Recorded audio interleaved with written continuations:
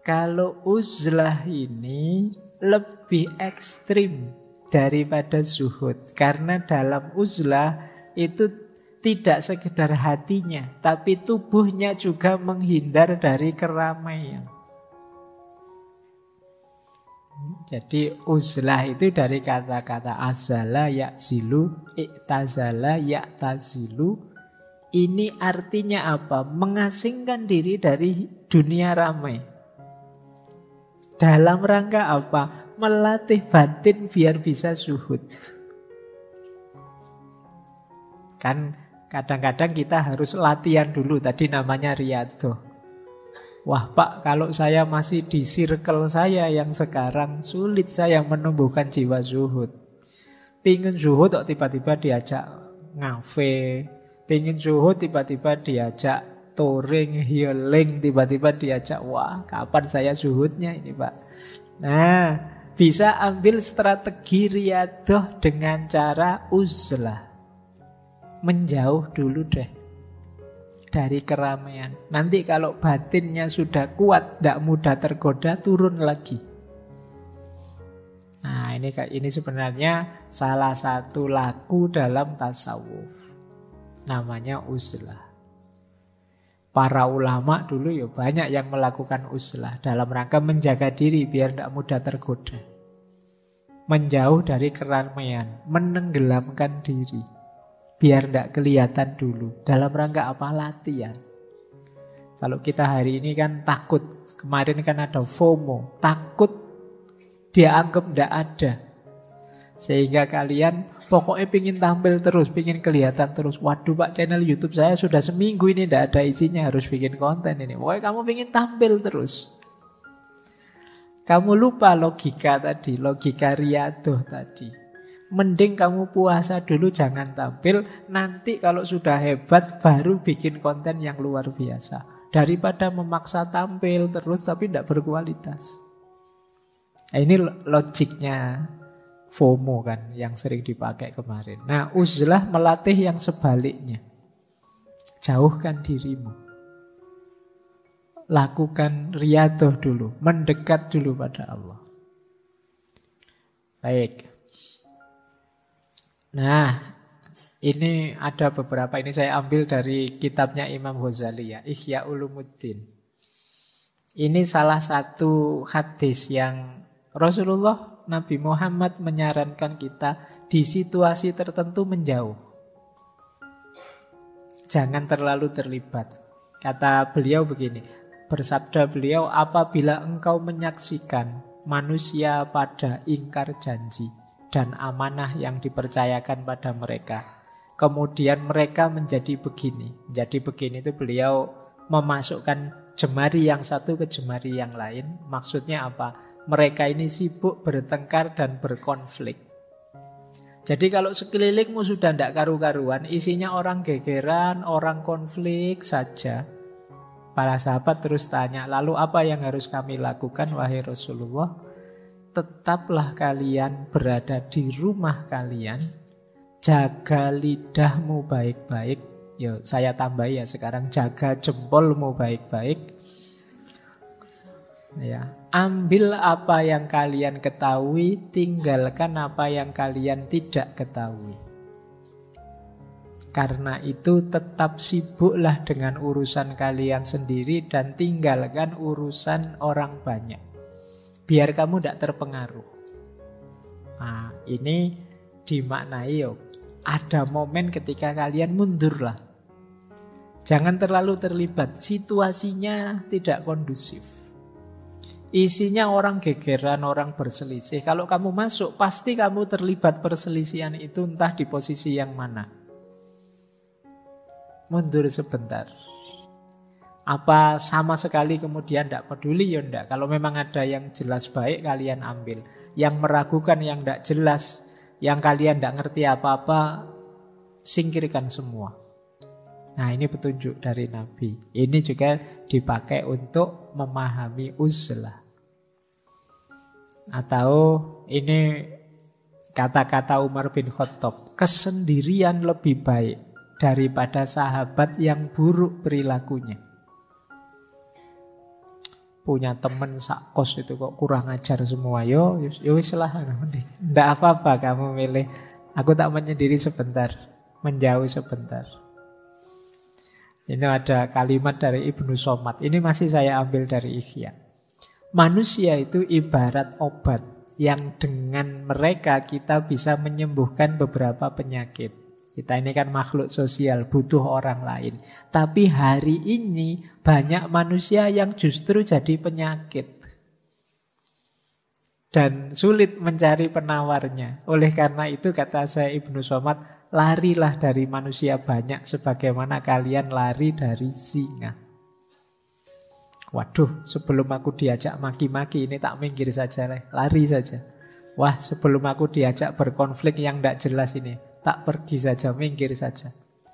Waduh, sudah nyinggung-nyinggung cebong dan apa? Aku tak minggir saja, itu sudah tidak produktif mesti diskusinya. Boleh. Karena kamu menganggap tidak kondusif situasinya sudah. Uzlahlah, jernihkan dirimu. Karena kalau kamu terlalu terlibat di dalam, biasanya sulit jernih. Kalian ngerti sesuatu secara nyata itu kan kalau ambil jarak sebentar, ambil jarak sedikit. Kalian tidak akan tahu kalau tembok ini warnanya hijau kalau wajahmu nempel di tembok. Nempel jadi satu nih. Kan tidak jelas ini hijau apa putih kan tidak jelas. Orang itu kelihatan ganteng apa cakep itu kan kalau ada jarak sedikit. Oh ya kamu ganteng. Tapi kalau wajahnya nempel itu ganteng dan tidak ganteng tidak masalah. Tidak ada bedanya. Wong yo tidak jelas karena nempel. Maka ambil jarak untuk bisa berpikir jernih. Nah, itu antara lain dengan uzlah. Oke, ini ngaji beneran kalau ini tidak apa ya. Ini saya ambil dari kitab Hikam Syekh Ibnu Athaillah As-Sakandari. Ini memang bagian tentang uzlah. Maknanya dalam, cuma saya bawa Arabnya saja, belum sempat menerjemahkan. Jadi ini masyhur sebenarnya. Yang pertama ya, nanti saya artikan pelan-pelan. Idfan wujudaka fi ardil khumul fama nabata mimma lam yudfan la yatimmu nata ijuhu. Kuburlah dirimu di bumi kesamaran. Khumul itu ketidakterlihatan. Ini maksudnya uzlah. Khumul itu tertutupi sehingga tidak terlihat. Ini mungkin yang diserap dalam bahasa Jawa jadi kemul. Kalau kamu pakai kemul kan tidak kelihatan. Jadi idfan wujudaka fi ardil khumul. Kuburlah dirimu secara tersembunyi. Kenapa? Karena sesuatu yang tumbuh dari biji yang tidak ditanam dalam itu tumbuhnya juga tidak sempurna. Biji itu kalau ingin tumbuhnya bagus, ya kamu tanam yang proper, yang dalam. Jangan sekedar kamu sebar di atas tanah. Berarti apa? Dia harus disembunyikan dulu. Baru dia bisa tumbuh jadi tanaman yang bermanfaat. Kalau tidak kamu tanam, kalau tidak kamu sembunyikan dulu, ya dia tidak akan muncul sebagai tanaman buah yang bermanfaat. Itu yang dimaksud idfan wujudaka fi ardil khumul. Jadi jangan takut-takut kamu mengambil waktu, mengambil jeda untuk menjernihkan diri untuk uzlah. Para ulama juga dulu banyak yang melakukan itu. Nabi Muhammad itu ya sebelum diangkat jadi nabi ya kan beliau uzlah ke Gua Hira. Nanti di Al-Quran juga banyak cerita. Nabi Ibrahim itu ketika beliau sedang panas-panasnya dengan umatnya ya uzlah ke gua, uzlah menjauh dari umatnya. Jadi banyak cerita-cerita tentang uzlah ini. Kalau memang zaman menurutmu sudah sulit diperbaiki, bahkan nanti kamu bisa terpengaruh, tidak ada salahnya kamu milih opsi uzlah dulu. Biar jernih pikiran. Pak, nanti ketinggalan zaman, enggak apa-apa. Nanti kamu bikin zaman sendiri. Ya. Oke, lanjutannya ya. nafa'al qalba syai'un mislu uzlatin. Tidak ada yang lebih bermanfaat untuk hati kita sesuatu sebagaimana uzlah. Yadkhulu biha maidana fikratin, yang kita masuk ke sana menuju medan kontemplasi, medan refleksi. Filsafat kan sering menyarankan ayo kontemplasi, ayo tafakur, ayo refleksi. Ini mungkin kita lakukan kalau kita menjauh, melakukan uzlah. Kalau terlibat terus ya kita tidak sempat mikir, tidak sempat tafakur. Ayo nyari momen sendiri. Nah, kalau bahasa lainnya kan itu. Nyari momen sendiri itu dalam rangka apa? Berpikir, merenungi hidup kita, tafakur, kontemplasi. Jadi itu antara lain gunanya uzlah.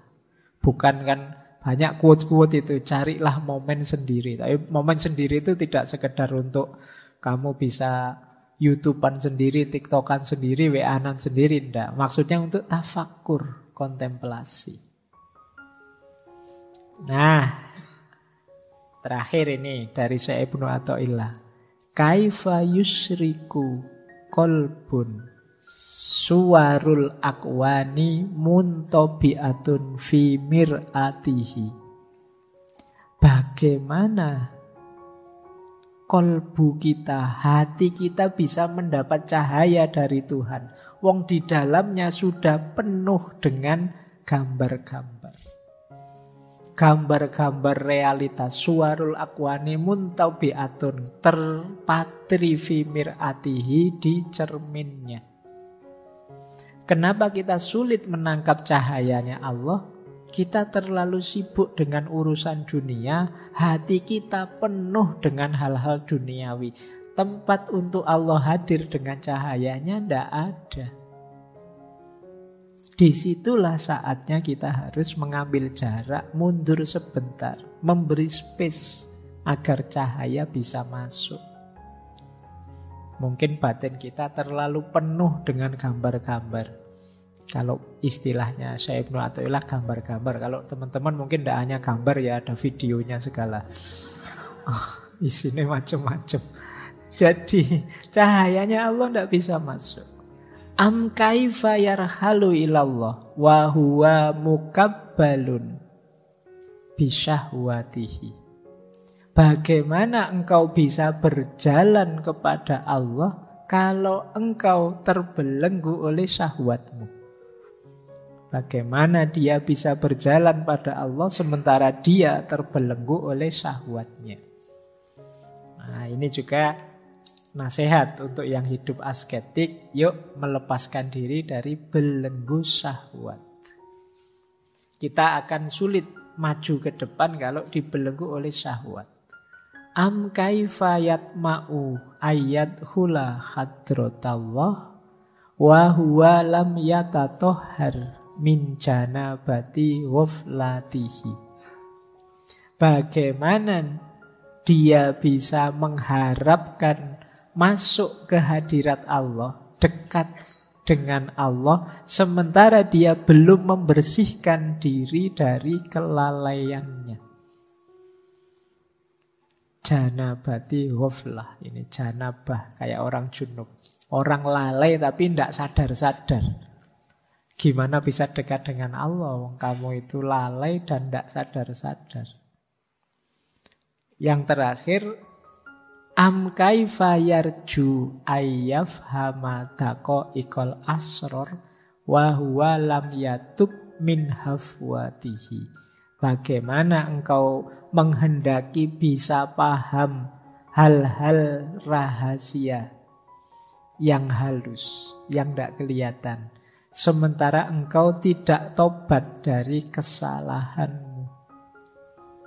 Kita itu kan banyak sekali melakukan dosa yang berulang. Kita tahu itu dosa dan setiap kali melakukan mungkin kita sesali, tapi besok diulang lagi. Nah, ini namanya lam yatub min hafwatihi.